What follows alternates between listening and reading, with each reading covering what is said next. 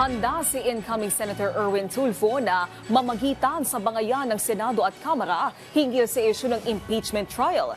Nilinaw naman ni Tulfo ang kanyang naging pahayag hinggil sa posibleng pag-refile ng Kamara ng impeachment sa 20th Congress. Si Daniel Manalastas sa sentro ng balita. Daniel?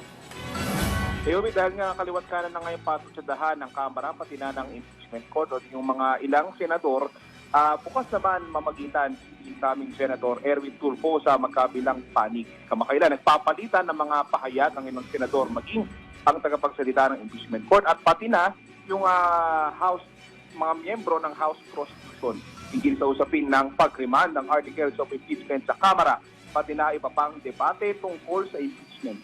Samantala, may nilinaw din si Tulfo sa naging pahayag kahapon hinggil sa posibleng gawin ng Kamara na pag-refile ng impeachment sa 20th Congress.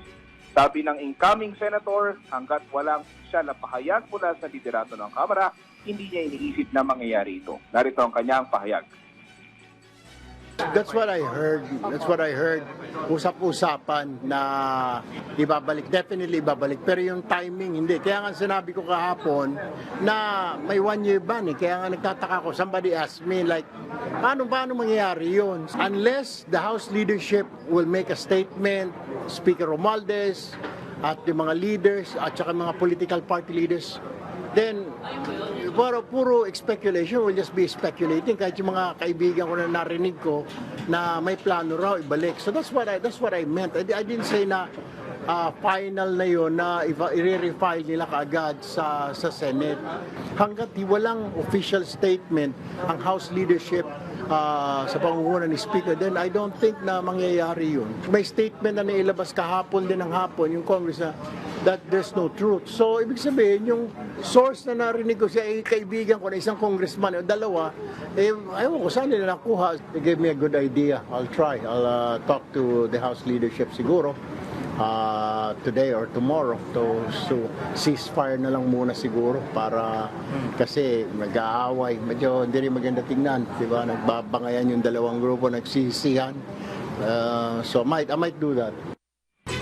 Naomi, sa harap din ng mga bangayan, pati naman ni Tulfo na may karapatang magpahayag ng saloobin o komento. Maaari daw pakiusapan, subalit hindi naman ito mapipigilan. As long as they want, wala kang magagawa. Lahat tayo, pag government officials ka, pag may mga batikos sa'yo, wala kang magagawa. I mean, dapat hindi ka balat sibuyas. What I mean to say is that may karapatan yung kabilang side. Pero sana, isipin din ng kabilang side ng bunga batikos na these are senator judges, yung decision nila. Pero hindi rin ako makapag-comment ng maayos because galing ako sa kabila, galing ako sa Congress, tapos papunta ako dito sa kabila, tatawid ako sa kabila. So it's very hard. Pero yung talking about na opinion ko na laging binabatikos, well, opinion nila yun eh. They have the right na magsalita. Nobody can stop them.